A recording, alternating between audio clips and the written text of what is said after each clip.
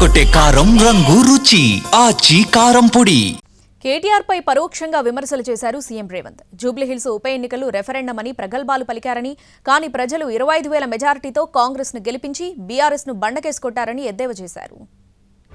నోరు మంచిదైతే ఊరు మంచిదన్నారు. తీట నోరు పెట్టుకొని మాట్లాడిర్రు అనుకో ఏ పని జరగదు. నిన్న మన ఒకటి జూబ్లీహిల్స్లో రిజిండు తీట నోరు వేసుకొని జూబ్లీహిల్స్ ఉప ఎన్నికల రెఫరెండం రేవంత్ రెడ్డి సంగతి తేలుస్తామని. మొత్తం జూబ్లీహిల్స్లో అంతా చెత్తంతా రేవంత్ రెడ్డి తెచ్చిపోసిండని చెప్పిండు. ఇల్లు తిరిగిండు, అందరు కడుపులో తలకాయ పెట్టిండు, కాళ్ళకు దండం పెట్టారు. ఇక ఆయన మూతబరి మాటలు చూసిరు. వీని తీట అనగాలంటే వీని బండకేసి కొట్టాలని గెలిపించుడే కాదు 25,000 మెజారిటీ ఇచ్చి బండకేసి కొట్టి బొంద పెట్టారు జూబ్లీహిల్స్లో. మరి రెఫరెండం అన్నాడు సిగ్గు లేకుంటే ఒక నెలనని ఇంట్లో వండుకోవాలి కదా.